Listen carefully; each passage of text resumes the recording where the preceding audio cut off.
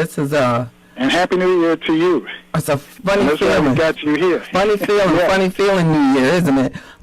What was Yes, I? it is. Carl, I woke up, and I'm not sure which day it was, but I just woke up. I think it was after New Year's Eve, and it was the first day, so it must have been January 1st, and I was just holding my head, and I had to shake myself, literally, Carl, because there's so much up in the air. There's just so many decisions that, there's so much undecided. And as a business owner, when you're looking at uncertainty, it's like one of the most uncomfortable feelings that you can ever have. Is that why the stock market was sort of tanking today, because it doesn't like uncertainty? Oh, it hates uncertainty. So I feel what we're experiencing now is the response to, mama can't keep taking care of me forever. It's like a wake up. Like I'm gonna, what do we do now? What do we do after, this, it's gonna stop. Like, you can't continuously, there's some sort of finality to the money that we're facing, that like, this is the last a bit of the money, this is the last of the, and then this is it. Like, and then what do we do? Because we don't know if we're going to have to shut things down, or are we going to continue to see this increase in illness? And think about it. Like, I'm still paying for an office that I can't fully take advantage of. So you're paying to live. You're paying for your office facility, and you're spending this money, and this is just on my scale. So you're talking about millions of businesses going through this same thing, and that's what Wall Street is. That's what the stock market is. That's businesses that now we have to make a decision. Do we want to pay another year for facilities that can't be filled with people? Like, I can't ask my people to come into the office because you don't know if it's good for their health, and you know that you're not at 100% production. So there's some, things that we might be, if you just look at it from just logic, you don't have to do some broad analysis. People should not be wasting any money. This is time to realize that your job, I don't care, even if you work for the government, your job is not guaranteed at this point. Because one thing that we've realized is that a lot of jobs that have been cut, they will not be brought back. So we have to adjust in our thinking of where does the technology come in, and how many positions are going to be cut because you don't have to worry about a machine getting sick for doing its job. And how many people have jobs that can be replaced by machines. And we're going to have to focus as a community on re-upping our skills, changing our skill set, and thinking about what are going to be the opportunities going forward in business. Because I don't think there'll ever be a return to the way things were, because this has had such a impact on us, on how we just do business will be different going forward. Especially when you can see that your bottom line is getting better by cutting out certain expenses. We need to look at that personally as well. What expenses do you have personally that can be eliminated, so that you can save more and get that sense of, at least I have this emergency fund, and that at least if I can take care of my family once this eviction moratorium is up. And I only have. And ask you this then, JB, how much money should we have in that emergency fund? But the rule of thumb used to be 3 months, 90 days. Like, but how long have we been in this national crisis? It's like 9 months. We're going into another month of this. So, there's very few Americans, because at the point of this, we received $1,200 because the average American did not have $1,200 that they get access. So that was taken care of. But now you're talking about just 600. And then, so they know that we've run out of resources. How many people have a year's worth of income sitting there in savings? So if they have to make this work, there automatically will be a response if we don't get back to like full operation, or then people are going to have to start selling their investments. So you might see a sell-off in just because they need it to replace their income. Where are they going to get your income from? You want to wager a guess on what it will be if everything stays the same, 6 months, another year? How long do you think we can last? No, it's over. The government is holding, even Wall Street up right now. We're not lasting. This is just a good example of how you overspend your money. The government is spending money and basically ego tripping across the hall on who's going to look good, but they're spending money they don't have. So all of this is financed basically on a credit card. So, we have to make sure that you're personally avoiding that as well. We have to, personally, like, live as lean and mean as we can, forever, so that the next generation, can do better by this. And I think that probably when they went through the Great Depression, it hit like this. But there was there wasn't the whole hand holding and trying to make people feel better, and sending out money like this and saying you can't kick people out. But it's probably because there were so fewer people who had these massive mortgages and had these and were living at that point people were already living modestly, and now the American economy has been built on us going into debt. It's like, oh, you have this job. Let's talk about that for a while, because essentially you need a place to stay. You need a roof over your head. That's the first line of defense that you should set up. Whatever you do, try to hang on to your home, or if you rent, try to stay there. But my question for you, those people who wanted this rent abatement, who haven't paid the rent for probably close to a year, 8, 9 months, whenever this is lifted, are they going to have to pay that back rent all at once, or how's that going to work, or is it going to be prorated? They have to pay it all at once. So if you don't have it, you need to start communicating with them now. If you don't think you're going to have it by the end of the month, you need to start communicating that to them now, or move before it hits your credit report. Because this, not even to laugh, that that's like a laugh, but that's like a kind of a fear laugh, because it's not funny. Because once that's on your credit, it's going to look really bad. So I think what we're going to have is just people moving from one place to the other.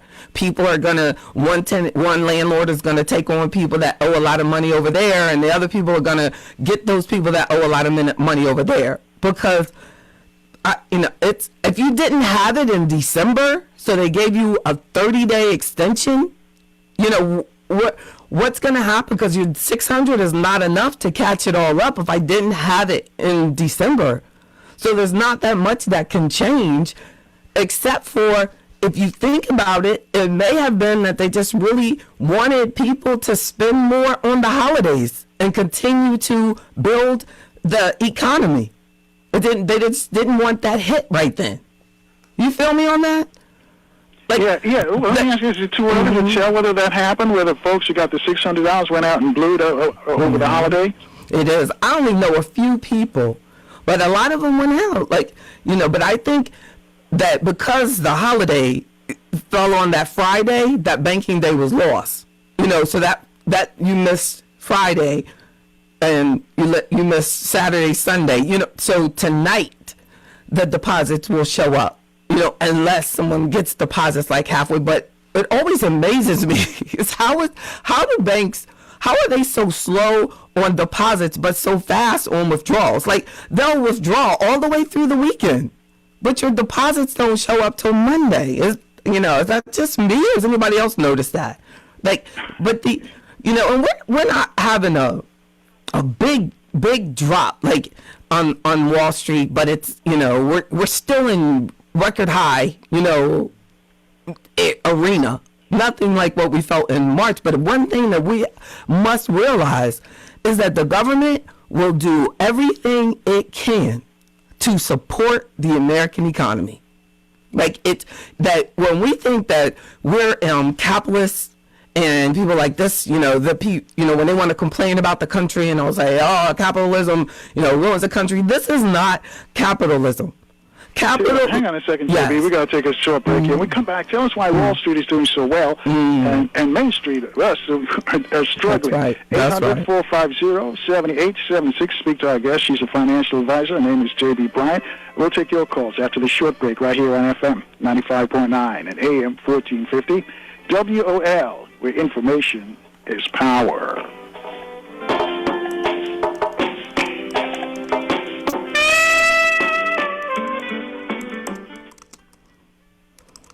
This check on traffic sponsored by Centers for Disease Control. A lot of heavy traffic on DC 295 in the southbound lanes from Burroughs Avenue down to East Capitol Street. Also, it's slow on the northbound side as well from the 11th Street Bridge up to East Capitol. Now, there's a work zone set up right now on New York Avenue outbound between Montana Avenue and Bladensburg Road. That's causing a little bit of a backup now. The right lane is still blocked and delays begin from Fenwick Street coming from northeast. Meantime, there's a crash over in Hillendale. It's on Powder Mill Road heading south at Cherry Hill Road. Police in response on the scene of a crash in Bowie on Crane Highway at Pointer Ridge Drive. Millions of people suffer from an addiction to prescription opioids. It's not easy, but there is hope. Recovery is possible. If you or someone you know is struggling, visit cdc.gov/RX awareness. I'm Tony Thornton for News Talk 1450 AM WOL, where information is power. The Alzheimer's Association and the Ad Council present the story of Cynthia and Ed. My mother was always very active and independent, and she was familiar with her neighborhood. But one day, out of the blue, she stopped at the stop sign for much longer than usual. And she didn't know whether she should go forward or turn or just stay at the stop sign. She wasn't even really sure where she was at. She was very concerned. It was very unsettling for her. It's important for you to talk to someone about it, to bring the family in on it. I felt so much better after my son told me, Mom, I don't want you to worry or be afraid. I'll be there for you, and we'll figure it out. When something feels different, it could be Alzheimer's. Now is the time to talk. Visit alz.org/ourstories to learn more. A message from the Alzheimer's Association and the Ad Council. In January of 2017, I was diagnosed with acute lymphoblastic leukemia. And within 24 hours of that diagnosis, we found ourselves here in Memphis at St. Jude. They knew what they were doing. They knew how they were going to treat her. They laid out this elaborate plan. We didn't know what the future was, or if there even was a future. But with St. Jude, there was. Not that long ago, the survival rate was 4%. 4%. But through the work and research that St. Jude does, that's now 94%. And you know how that got done? It's through donations. By people getting behind this mission that no child dies in the dawn of life. St. Jude Children's Research Hospital. Finding cures, saving children. Learn more at stjude.org. 1450 WOL. And now back to the Carl Nelson Show. On Washington, D.C.'s 1450. 1450 WOL Radio.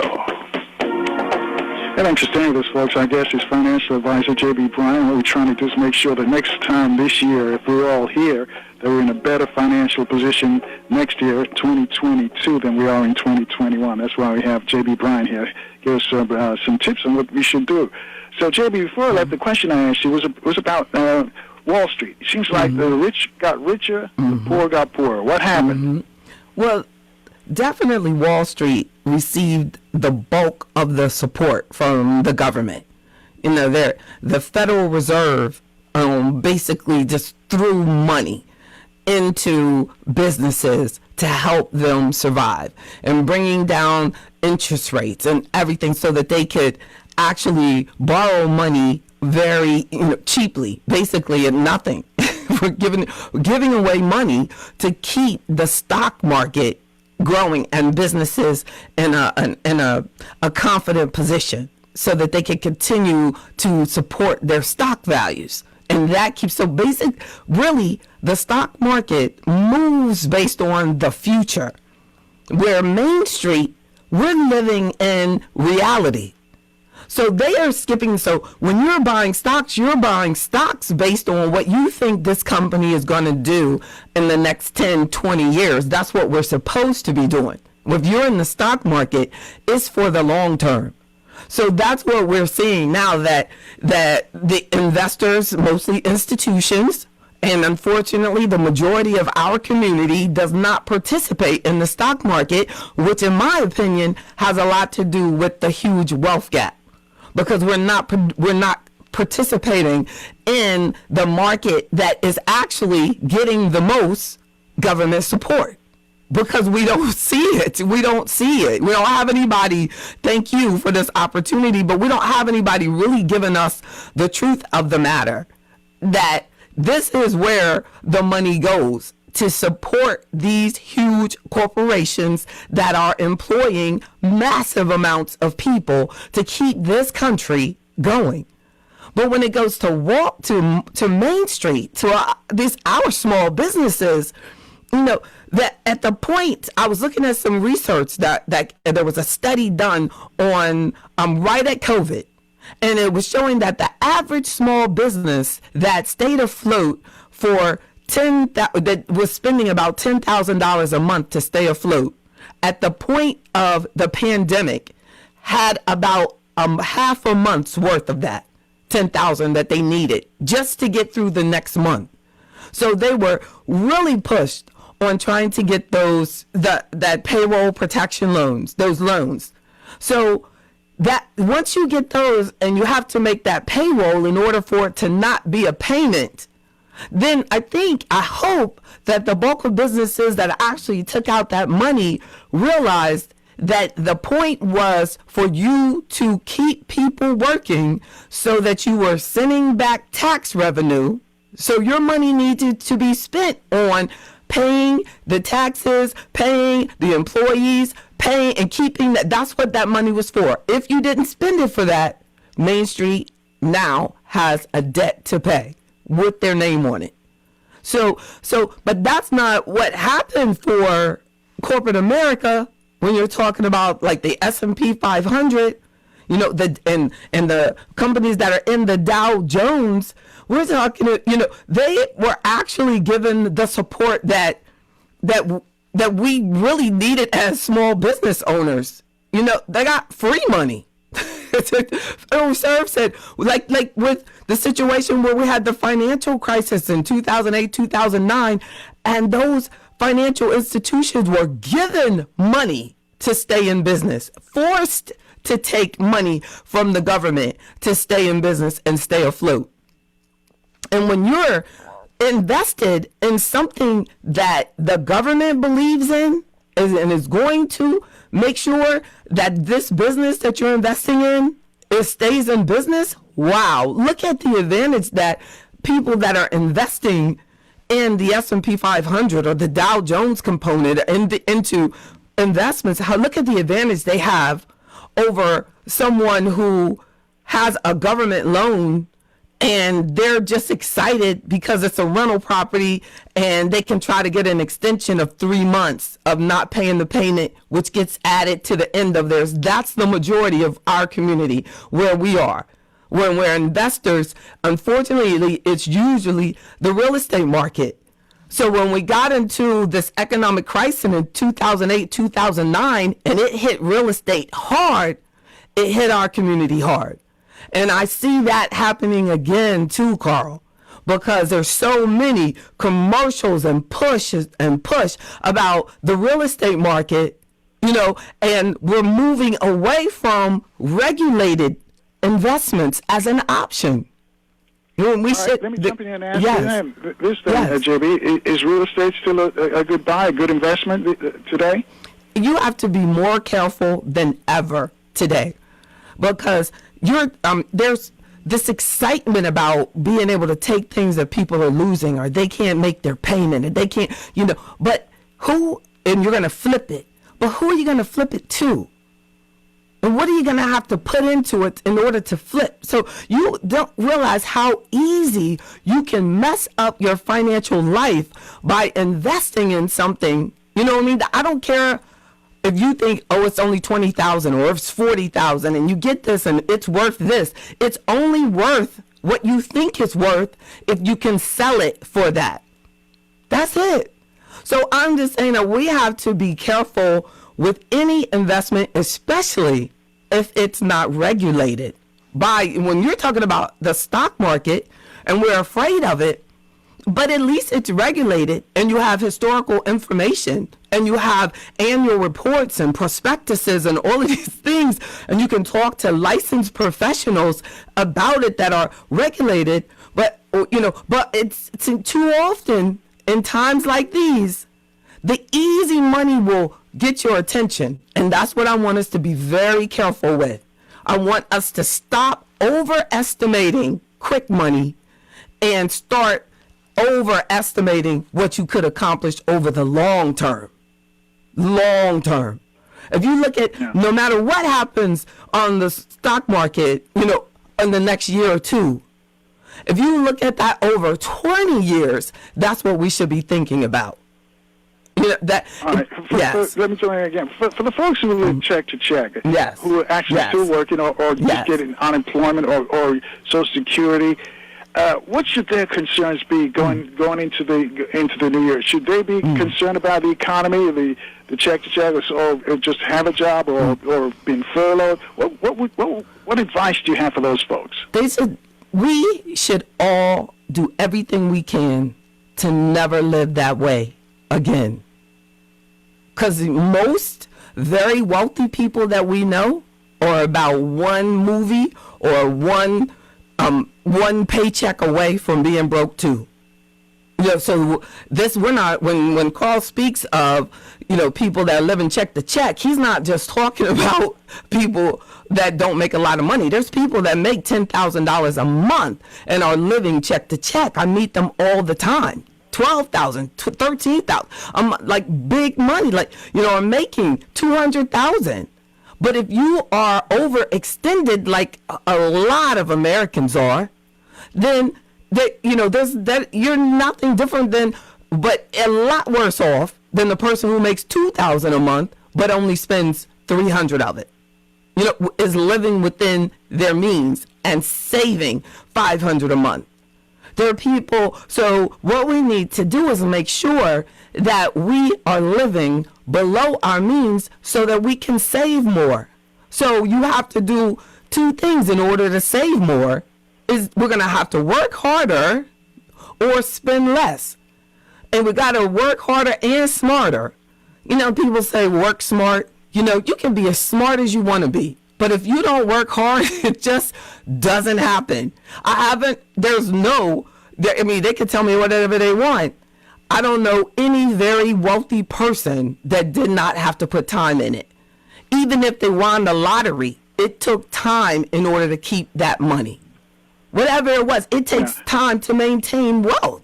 It takes hard work and discipline. Right. But let's talk about the students going back to school, I think, today for many students across the country. And for the 12th graders, what sort of advice do you have for them? Because, when we were going to school, it was all about getting a job. Who's going to hire? We're all trying to get hooked up with this big company who's going to hire us at an entry-level position. Would you say the same is for these 12th graders now, or these college graduates who are coming out this year? I think that too many kids are going to college and don't understand why they're going to college. So they're going to school and they're getting these loans, and it's basically just giving them an extension on being lost.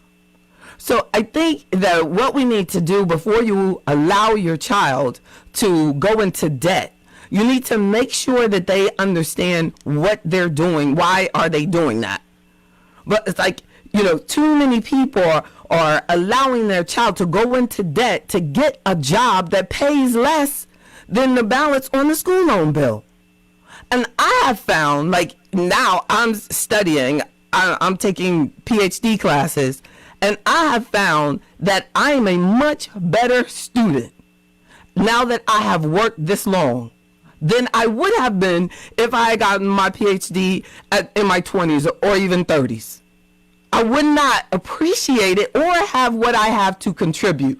So I think that too often we think, well, they got to go straight to school or they're not going to ever go to college. I think that we are forgetting. Hold that thought right there, JB. We're going to take a short break. I'll let you finish that thought on the other side. Folks, you want to join this conversation with JB Bryan, reach out to us, 800-450-7876, get you in, and we'll take your calls after this quick break right here on FM 95.9 and AM 1450 WOL, where information is power.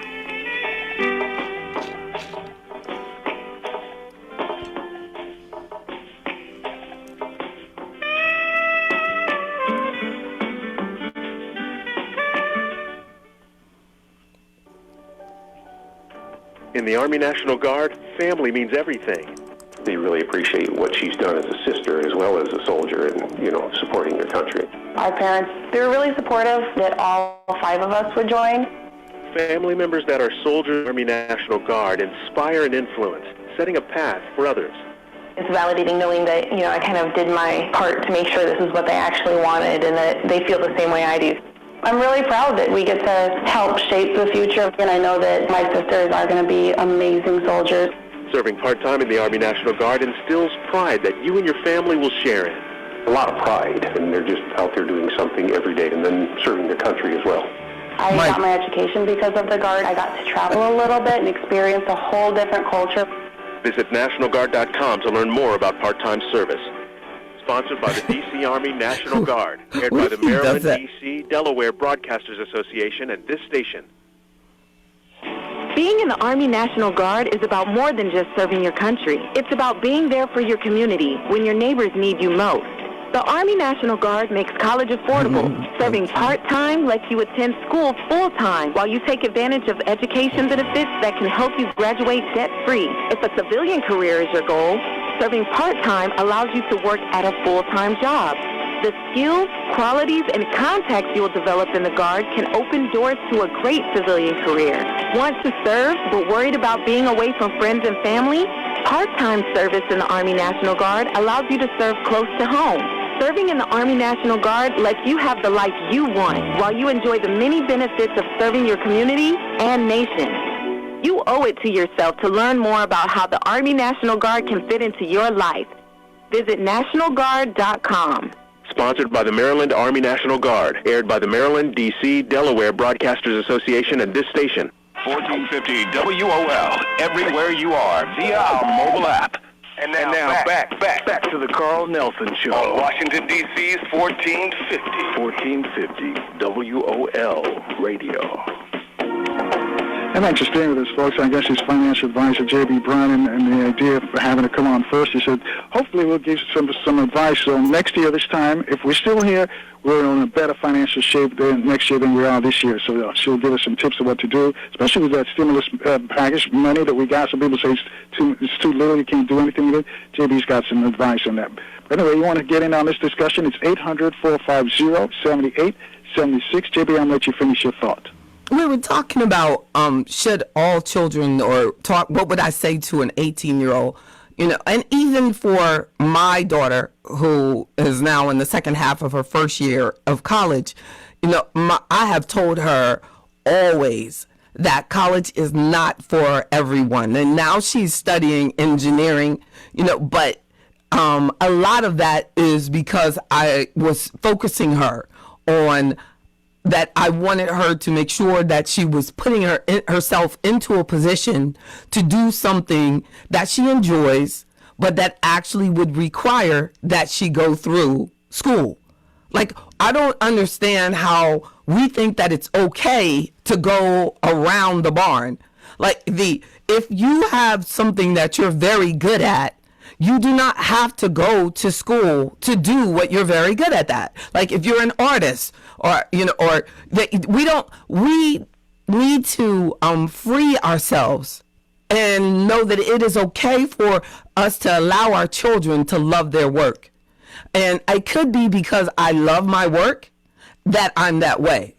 Now, as I was growing up, both of my parents were educators. My father was a president of a HBCU. So college was given. That was what you do. But I wanted to go to the military, but it was college and that's what you do. So I wanted to make sure that I opened that up to my daughter, that it was like, if you don't want to go to college, you want this, but whatever it is, you're going to do something productive, period. You're going to make this world a better place. And I think that that's what we should focus on. If I were given the opportunity to speak at a high school graduation, which I have been given, thank God, the opportunity to share, is that I want our children to open up their imaginations and to follow their dreams, but to know that your dream is no one's responsibility but yours. My parents didn't finance my business. They didn't put anything into my business. The only person, me and God. That's how I built my firm. But so many people think that they have, I have this dream, but I have to do this because I have to do that in order to make it possible. Like they have something they want to do, but they'll go to college because they want to make the parents happy, because it's kind of a social thing so that the parents can put it up on Facebook that the child did this. But I want our children to work and love their work, and to make a commitment to helping people with and sharing their talent with the world, whatever it is. And so I don't think that young people are seeing, because of COVID, and then also because of some of the stereotypes that we've allowed into our community, that we're not allowing ourselves to have the freedom that other communities have, and their children are becoming successful. And when they don't have to do what we have to do in order to become successful, we think that they're cheating. But no, you can spend 4 years studying something that has nothing to do with anything, or you can spend 4 years working hard, building your own idea. And one could end up being $100 million concept, and one could end up with 100,000 in debt, or the other way around. Let me throw this at you, JB. What if a child says, "I want to be a rapper"? Oh yes, I love rapping. I would be excited. Now I would be excited. I love hip hop, and I do believe, I respect the music industry, and I do believe that a hard-working person can be very successful at it. I think that some of the brightest entrepreneurs that we have in the black community are rappers in the hip hop community, and we're not listening to them. We're not getting the information. Like when I listened to the story about Lil Wayne, and he's telling me that he worked since he was 11 years old. Do you know how many black kids need to know that? And not the streets. He worked in the studio since he was 11. And we're thinking that somehow the drug movement has something to do with the music and the hip hop movement. No. And we have robbed our kids. If you can spend $50,000 a year and send them to study history that they could do on Google, you could put that amount of money into the studio if they really have that type of talent. You could do the same thing and build your own label and have other acts. But we don't have that mindset. Let me interrupt you here for a second. So how do you know he has that talent? Because that is so subjective. It's an art form. So how do you know? You may think he's the greatest rapper on the planet. Everybody thinks he sucks. So how do where do you draw the line on that? You know your child's work ethic. And if your child is a hard worker, they can get through any type of program in college, and they can also be a successful rapper. I know that I could do anything. It just depends on where you put that work. I could be anything. I could be a rocket scientist. I could be a nutrition specialist. I could be a nurse. I could be a doctor. I could be a surgeon. Once you have a work ethic, you can be anything. It's just that I put my effort all into business and investing. That's where I put everything. That's what I focus on. So once you take that same child, if they have that work ethic, and you can tell them, Beyonce's dad knew it. Serena's father knew it. All of these kids, their dad knew it. Michael Jackson's father, he knew it. Them kids came out of his wife's belly. He said, these are special. I mean, you can tell. You can tell. Everybody knows their kids. So when you know this kid now, do they want to live up to their potential? Because I'm telling you, they got to want it. They've got to want to be in that studio 10, 12 hours. If they're the type that want to be sitting around smoking weed, drinking sodas and alcohol and stuff like that, they might as well forget it. Because if you look at the hip-hop community, the most successful ones don't drink, aren't into drugs. They might even rap about it, but they'll tell you, I'm not about that. They don't do it. You cannot do that. Negative things cannot bring positive results. And we're not looking deep enough. It doesn't matter. You have people who sing gospel music who are doing drugs. So we can't make these assumptions about this is bad and this is good. We have to bring, you have to, bring your work ethic into what you have been put here to do. And it's possible. But you have to be able to see it. You have to be able to see it. And you have to know that your child is a hard worker. And you have to be able to put in that work to protect them from what is out here in the world. Like if my daughter wanted to be a singer, I'd be like, girl, we got this. But am I going to take her over to R. Kelly's house and leave her? No, it's not going to happen. So we have to take some responsibility as the adult of what is going to require. Every time I see a successful young person that got into the business, they will tell you their parents were with them or their mom or their dad every step of the way. All right. So for folks for adults now who are out there and, trying to figure out how I want to be in a better position in 2022 than I am in 2021. Got a job, like I said, I got one check coming in, and maybe my partner lost her job, and I'm here with one check, and we've got 2 mouths to feed. What sort of advice do you have for that particular person? Make more money. Make more money. Stop using your cell phone like it's for fun and games. The cell phone is a tool for making money. You can take things and sell things that you have in your house for money. Anything, you can sell anything. There's somebody out there that needs something. You have a service, they need something. You can clean out. People who want to be successful are successful. There's nobody that's broke by accident. So anybody listening that doesn't have any money, you chose to not have any money because we live in America. People come from other countries, come over here and make more money than American citizens. That's straight ridiculous.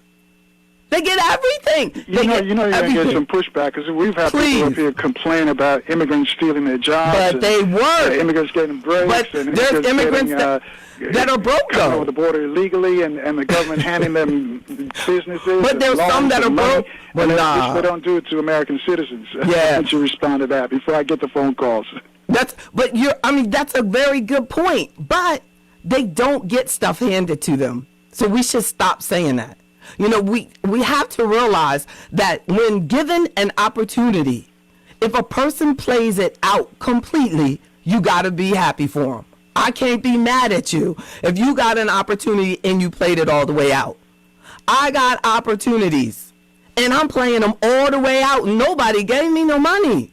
But if you think about most of the people who come here, whatever this little story is that we're putting up in our mind, they had to pay money to just come into the country. So we don't even know the complete story or situation behind it, but I do know that English is my first language. And I am going to speak and work hard and find my opportunity. And along the way, nobody can take anything from me that is mine.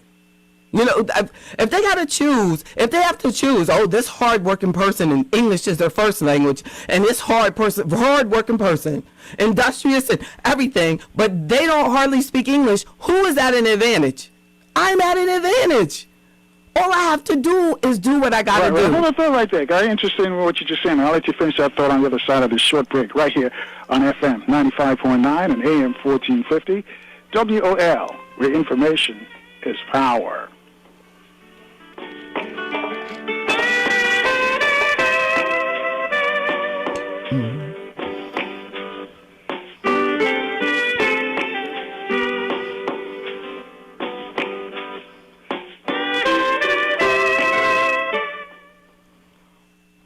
This look at traffic, it is sponsored by Big Al, the law office of Richard Klein.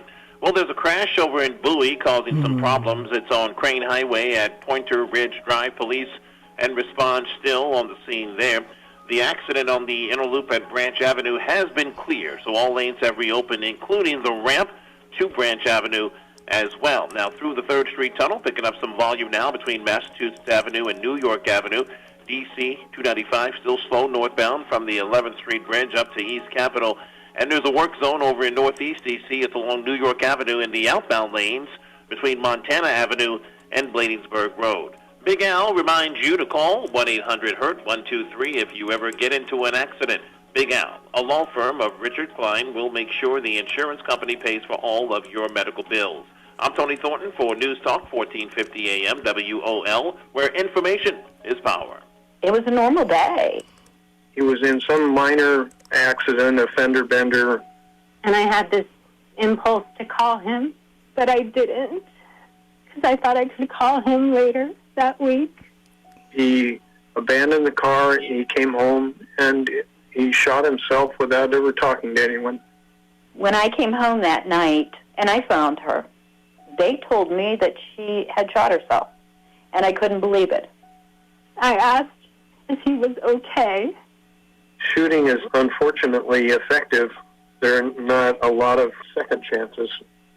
Once you pull that trigger, that's it. There is no coming back. 63 Americans a day die by gun suicide. By storing our guns safely, locked, unloaded, and away from ammo, we can give our loved ones a second chance at life. Learn more at endfamilyfire.org. Brought to you by Brady and the Ad Council. My part-time service in the Army National Guard makes it possible for me to be more for the community I call home. I'm a better neighbor because my service has taught me how important it is to be a team player. My training helps me in my classes when I give attention to detail to the task at hand. My service also allows me to be there for my community in ways others can't. I help my hometown recover after nature strikes. My service in the Army National Guard allows me to keep my country and those I care about safe from threat. I also work with a network of professionals that help me succeed. Also, the Army National Guard's education benefits make getting a higher education a reality. Being an Army National Guard soldier makes living and serving in my community more rewarding every day. Learn more about how you too can live and serve part-time close to home by visiting NationalGuard.com. Sponsored by the D.C. Army National Guard. Aired by the Maryland, D.C., Delaware Broadcasters Association and this station. On the web and social media at WOL DC News. And now back to the Carl Nelson Show. On Washington, D.C.'s 1450. 1450 WOL Radio. Thanks for staying with us, folks. Our guest is J.B. Bryan. J.B. is a financial advisor.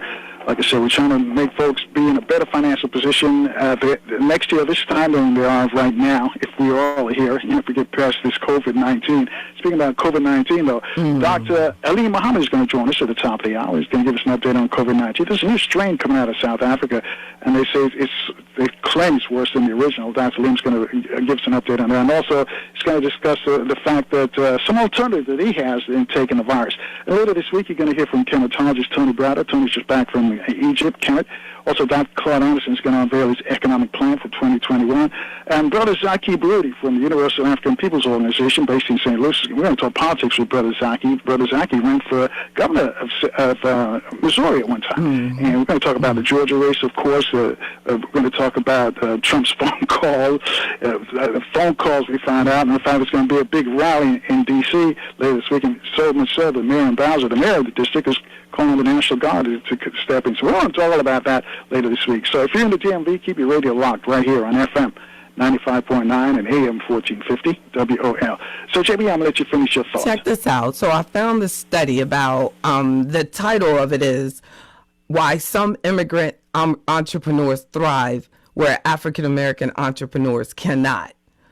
And it said that immigrants commonly use entrepreneurship as a mobility strategy. And then it says the immigrants in wage and salary employment can be low. Immigrants' credentials such as law degrees and from back home may not be recognized in the United States. And many immigrants may not know English well. And they experience racial and ethnic discrimination when applying for jobs, like I mentioned. So with all of these factors, they push immigrants into self-employment. And you know that that is exactly my undertone all the time, that we have to provide our own opportunities. And that's why we feel like that. And then it says immigrants who share an ethnic identity work together to build successful business, employing one another and helping each other learn of new business opportunities, many of which come from within their own ethnic communities. We have to work together. We can't be mad at them. You know, and then it talks about like African Americans work to build successful businesses as well, even after accounting for potential differences in their educational attainment. African Americans confront unique forms of discrimination, which allow immigrant entrepreneurs to outcompete and grow beyond many African American owned business. Research shows that some non-black suppliers refuse to work with black entrepreneurs. Non-black customers feel uncomfortable purchasing goods from black-owned businesses, and banks reject startup loans from African Americans because of the false belief that African Americans are more likely to default on their loans. And then it just, goes on that the reason that they're able to make their businesses work is that the community. Extra localism refers to the use of social relationships outside of one's local community to provide financing, supplies, and other inputs helpful for business ownership. Like with the hair salon, the hair shops that are in the black communities, but they're owned by Asians. The Asians have the connection with the Asians that do the hair, and they've closed us out. So they basically monopolize the access to the hair. And so if we go and our businesses try to participate, like there's like extensive information on that, like from a government standpoint, that we got shut out of that as far as buying wigs and the hair weave and all of those things, because the U.S. said that we couldn't get any of those products from China.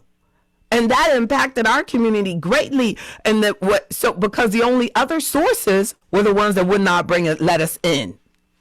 But so we don't have the connections that go back home. Like we don't have the go back home connections, and we need to establish them. Like if we could have African connections in Africa that could be our suppliers for things that we need here. Because unfortunately, this research is saying that we're still going through trying to get access to supplies that they don't want to give it to us. So what do other communities do? They go around that discrimination. So they're getting it too, but they have access to other ways to get around it. But we still have, yes. Because Christian is joining us. He's online too. He's calling from Malibu. Christian, you're on with JB. Hey, thank you guys for having this wonderful discussion. I agree with the guest wholeheartedly. Now, I grew up on 94th and Broadway. At that time, it was a nice middle-class neighborhood, upscale blacks, a few whites, and my parents owned 2 houses and 14 units of apartments. Well, they lost that, to their indulgences. In 1988, I bought a 5-bedroom house on 38th and Layton, which is a few blocks from the USC. It took me about 2.5 years to get the place up to code. While we were trying to get the place up to code, an Iranian student, who was a graduate student at USC, started renting out one of the bedrooms. From there, I had a volleyball player. She came in, and then every time a player comes in from USC, when they graduate, USC just sends another one. Like right now, with all this COVID stuff, they're still sending checks. What we have to do is we have to spread our horizon. Amen. So I took that money and I bought 17 acres in Malibu. Wow. Bought a PCH. This was in November 2006. So now I'm getting all kind of offers to buy parcels of that land. And then between February and March of this year, I'm going to get $820,000 on a deal I did. I'm going to go into Ventura and I'm going to buy a liquor license. So right now, in all this devastation, there's tremendous opportunities. A lot of these people who own these apartment buildings, these high-rises, they're going to go into default because the mortgage company's not giving them a pass on the mortgage. They're giving the the renters a pass. That's right. So what you do is you move into these big operations. What do you think about that, JB? Yeah, we're going to be able to do some things that you wouldn't have been able to do before. And there might be opportunities that you would not have even thought about doing before, but I think that we need to work together to make it happen so that no person is exposed to a lot of risk. Like you could create our own real estate investment trust so that if you have $1 million property, but you get 10 good people involved, look at how you've cut your potential for loss, down to a 10, correct? Like, so and then when you could still all make some good money, but we have to, everybody that's involved in it, we have to lift our community up to understand what you're doing. And I let me jump in understand here and what ask both of you guys this then, because a friend of mine who lives in New York, he's got some units. We used to tease him back in the day and call him the landlord when he worked back in the newsroom. But it turned out, back then he was investing in real estate, and now he can sit back. But he was telling me about the fact that he's got one tenant who refuses to pay, and the bill is north of $12,000, and the tenant actually got money from the government, but still refuses to pay. And he says it'll probably take him more than a year, even after the abatement is over, to get him out. So it's more an inconvenience than a headache because he's got he's got money backed up otherwise, so it's not hurting him. But what about those people who, like you guys are saying, invest in? They're going to lose everything. In commercial buildings or buildings that you can rent out. What about those who still have a mortgage on those buildings? That's right. That is a huge problem. And they're going to have to, what they should do is try to set up their own partnership. They should not allow that equity to just be foreclosed on because somebody's going to get rich off them. So what they need to do is bring in other people on the deal. Don't let it just go. Someone was telling me about a situation like that with an individual in DC, and people need to talk to people. Talk to your financial advisor. Don't allow the walls to just fall in on you, and then you look back and you go, I lost $800,000 in equity. You didn't have to do that. But it might require that you actually share with someone else and get someone. And I think sometimes that's the part where you lose it. It's like you would rather lose everything than to bring anyone else in on that opportunity to save you.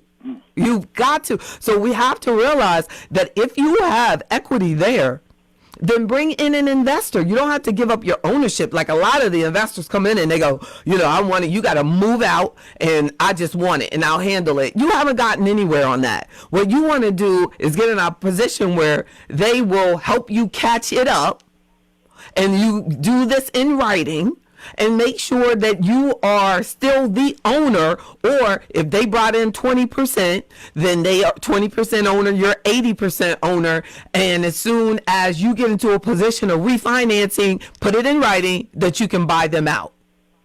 But have the agreement. Is Christian still with us? Yeah, let me give another scenario. I was the people buy vacant land, land that has went into disrepair. And I'll give you an example. When I bought my property in Malibu, my brother bought some property at the top of Windsor Hill. Within 2 years, this is back 2008 when the crisis hit, his property that cost a little bit under $900,000 went down to $670,000. When I bought that vacant land in Malibu, I didn't lose anything. All I had to do was pay the price of the land, where he lost money because there was housing on it. That's another way to cut your losses. That's a possibility I would like people to encourage. True. You're saying that but it would have been easier for him with the property on it to make money if it had worked out for him. so I can see why he would do that. But we didn't know there's going to be a crisis. I mean, it's crazy. Exactly. The land and stuff, but it worked out that way. And it's all, those things happen all the time, but we're out here by ourselves. And that's why I'm trying to build, not even trying, that's why I am building AfroEconomics, because we need to have a network. I want to be in a position where it's like your brother is about to lose this, to come to the people in AfroEconomics and tell my members, hey, there's a deal, that they, if you're interested in that, call them. Like, we need to have access to that. And that's what membership, that's what the team, that's what they're saying. That is why the people can come from another country and it can work, because they have a network. We have to we have to start helping each other more. We have to. We're interested. Neighbor number. When I get this liquor license, I'm going to look you up. We'll look it up. Okay, that's right. That's right. Thanks, Christian. Windsor Hills, so we talking about a nice neighborhood, too. Malibu. 800-450-7876. Ken's calling from Florida. He's on line 3. Ken, you're on with JB. Yeah, thank you for taking my call. Sure. 2 quick points. One, how can we as African Americans come together and take advantage of the African Free Trade Continental Agreement? I think that's going to be a game changer in Africa. Ariana Quo, the former African Union ambassador, has been pushing this. Wow. And I think we really need to get in. And the second point is, do you work with people that want to invest in Africa? I'll hang up and listen to you. Thank you. Yeah, definitely. I would love to invest in Africa. It's like, I would love for Africa to invest with me. But definitely, I'm not familiar with what he's referring to, but I would love for him to email me. She'll be on later this year, I guess. Sometime we'll have her on to it, too. Thank you. But hang on a second, JB, because I hear the drummers warming up. We got to take a short break here. So we cruise to the top of the hour so some of our stations can identify themselves down the line. Stations like FM 95.9 and AM 1450. WOL, where information is power.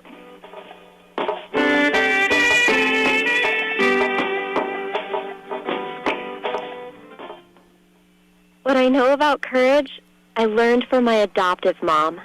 She said sometimes you just gotta hold on and know we'll get through this. Mom, we are so high up. Hold my hand? No, you hold my hand. Here we go. Learn about adopting a teen from foster care. You can't imagine the reward. Visit adoptuskids.org to find out more. I learned patience from my adoptive dad. All he had to say was, "Hey, you got this. Just breathe." Hey, we're pretty good. Yeah. Might have to start a band. I got it.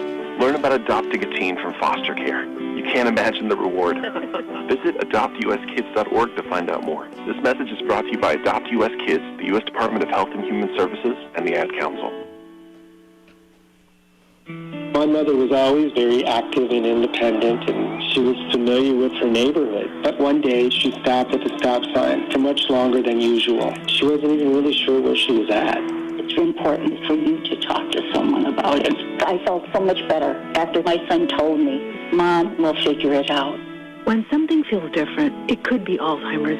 Now is the time to talk. Visit alz.org/ourstories to learn more. A message from the Alzheimer's Association and the Ad Council. WOL, Washington, D.C. W240DJ, Washington. 95.9. WMMJ, HD3, Bethesda. WKYS, HD3, Washington. WPRS, HD3, Waldorf, and worldwide at WOLDCnews.com. The views and opinions of the following show do not necessarily reflect the views and opinions of News Talk 1450 WOL, Radio 1 Incorporated, or their management.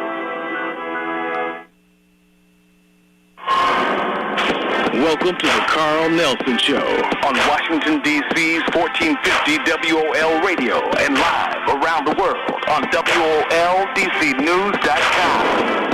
Thanks for staying with us, folks. Momentarily, we'll be speaking with Dr. Abdul Aleem Mohammed. Dr. Aleem, an update on COVID-19. But let's wrap up with JB Bryan. JB is a financial advisor. AfroEconomics is the name of our company. So, JB, I'll let you finish your response to Ken's questions. That he brought up some great points, and I really would love for us to even, we can have like both of us, me and him, on talk about, that view from investing in America versus investing in other countries, or international investing and things like that, because I guess you can tell that I'm all about protecting investors.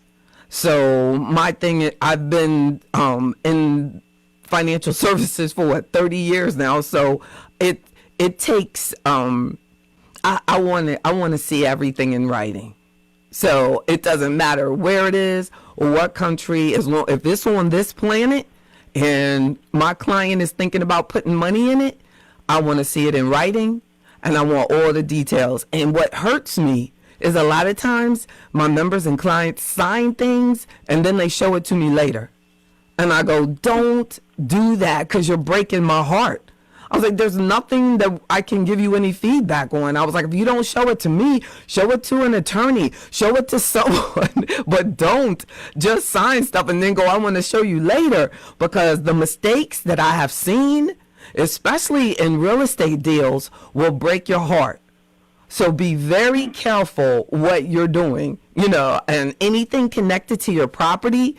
Like there's people who think that they're signing something and someone's just helping them keep their house, and they find out later that they've actually given their house away and they're not even on the deed anymore. So, we need to, be careful what we sign. Talk to your financial advisor, talk to your attorney, get the help, and be very, very aware. Like if I were going to invest in something in Africa, that I'm going to Africa to see what I'm investing in.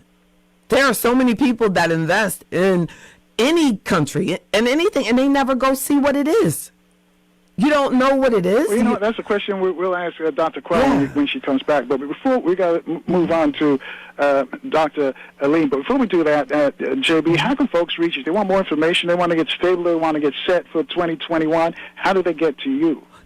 You email me, jb@afroeconomics.com or jb@jbbryan.com. There's no T on my name, or just Google JB Bryan. I will pop up. Me and this other white guy. But now I've outnumbered him. There's a whole bunch of pictures of me, so look for the girl. But definitely, I'm just a phone call away, 1-844-JB Bryan. And I'll be happy to give you a complimentary Carl Nelson consultation. All right. Thank you, JB. Thank you. Thank you for sharing that information with us. Thank you. Thank you very much. All right. Let's turn out.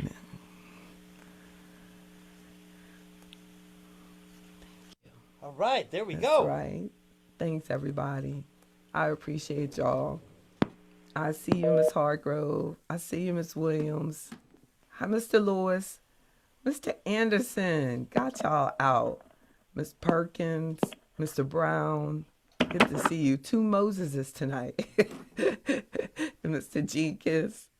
That's something y'all don't even know. You're both in line together. How you doing, Miss Lewis? Miss Williams. Oh, I think that's Mr. Williams. That's Sergeant Major. Good to see your name. Indeed. Indeed. Hi. How you doing, Travion? It's been a minute. How are you, Ms. Woodson? Happy New Year, everybody. Thank you so much for your time. If anything I said you want to talk more about, definitely text, and Janiyah will get the text, or just call me anytime. You know what to do. That's right. See y'all Wednesday night, if not before. That's right. Happy New Year back to you. Thank you. Oh, that's so good. Carl is one of my favorite people. I hope he's up there right after me. He is one of my favorite people too. And you are one of my favorite people, Miss Williams. Y'all be good. Bye-bye now.